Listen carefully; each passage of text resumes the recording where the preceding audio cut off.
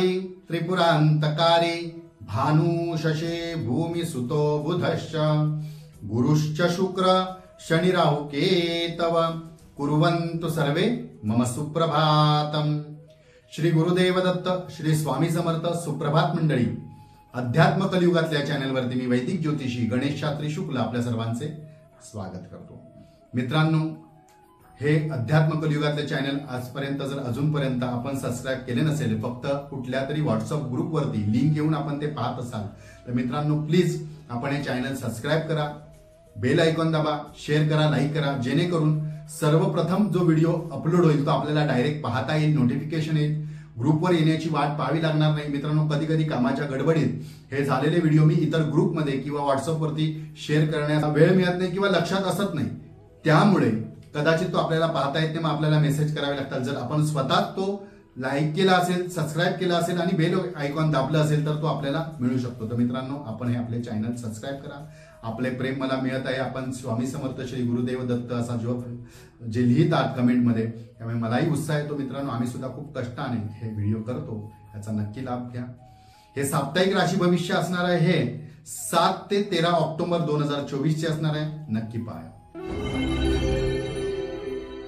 वृषभ राशी 7 ते 13 ऑक्टोबर 2024 साप्ताहिक राशी भविष्य। पूर्वार्धात थोडीशी आरोग्याची आपल्याला कटकटी जाणवतील। या सप्ताहामध्ये आरोग्याचा थोडा बहुत त्रास होत राहील, आरोग्य बरं नाही, यामुळे कामात दगदग होईल, काम व्यवस्थित होणार नाही, कामात चिडचिडपणा निर्माण होईल, काम वेळेवर न केल्यामुळे परत चिडचिड निर्माण होईल।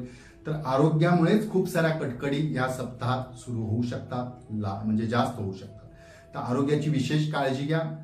गर्दीच्या ठिकाणी किंवा इतर ठिकाणी जात असेल तेव्हा पाणी, जेव्हा गरम पाणी किंवा काही इतर गोष्टी आपण आहार विहार करत आहात तर त्याकडे जरासा लक्ष द्या।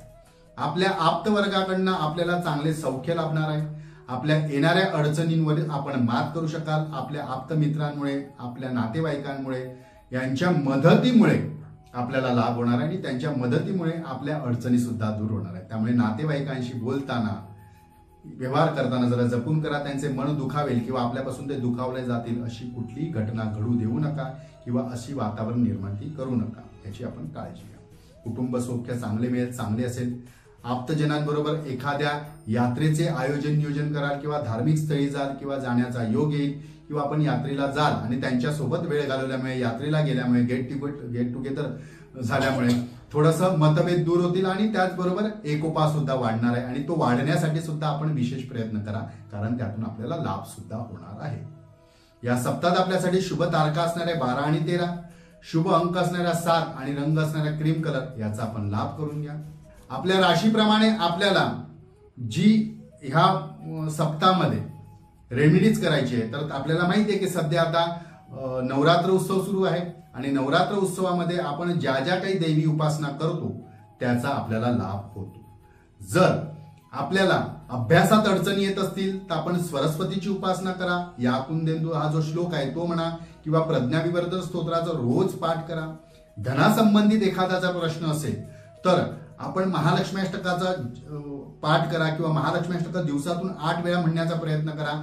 3 वेळा म्हणायचं तर प्रतिवेळी 8 वेळा म्हणण्याचा प्रयत्न करा, म्हणजे सकाळ दुपार। एक काले पडे नित्यम महापाप विनाशनम, द्विकालमिया पडे नित्यम धनधान्य समन्विता, त्रिकालमिया पडे नित्यम महाशत्रू विनाशनम असं सांगितलं। तर तिन्ही काळामध्ये आपण 8 वेळा तो प्रयत्न करा म्हणण्याचा, आपल्याला नक्की त्याचा लाभ होईल। महाकालीची सुद्धा उपासना करत असेल तर आपल्या कुलदेवतेचा जप करा, नक्की आपल्याला त्याचा लाभ होईल। मित्रांनो, आपल्या राशीप्रमाणे मी आपल्याला या नवरात्रीतल्या उपासना सांगितल्या आहे, आपण मुद्दाम करा, याचा नक्की लाभ होतो। कारण नवरात्रीमध्ये हा जागरांचा दिवस असतो आणि या नवरात्रीमध्ये आपण जे काही लहान लहान अनुष्ठान सुद्धा करतात ना, त्या लहान अनुष्ठानाचे आपल्याला शतपटीने फळ मिळतं आणि ज्या काही सिद्धी प्राप्त करण्यासाठी आपण एखादी गोष्ट करताना त्याची सिद्धी सुद्धा प्राप्त होते। म्हणजे सिद्धी हेतू एखादं अनुष्ठान केलं असता त्याच्यात सिद्धी प्राप्त होते। या नवरात्रीच्या काळात तुम्ही विचार करणार नाही, नवरात्रीचं देवीचं करतात, त्यासोबत लोक गुरुचरित्राचं पारायण सुद्धा करतात, इतर देवीची अनुष्ठानं करतात, शंकराची आराधना करतात, विष्णू वल्लभाची सुद्धा आराधना करतात। तर का करतात, तर हा जो 9 दिवसांचा जो काळ आहे नवरात्रीचा, शारदीय नवरात्र उत्सव, हा फक्त देवीसाठी नाहीये, तर सिद्धी ही देवी दाता आहे. म्हणजे सिद्धिदाता ही देवी असल्या कारणाने सिद्धिकारक ज्या काही गोष्टी आपण करतात त्याचा लाभ होतो. या काळामध्ये आपण मुद्दाम महालक्ष्मी अष्टक किंवा आपल्या कुलदेवतेचा सतत जप करा.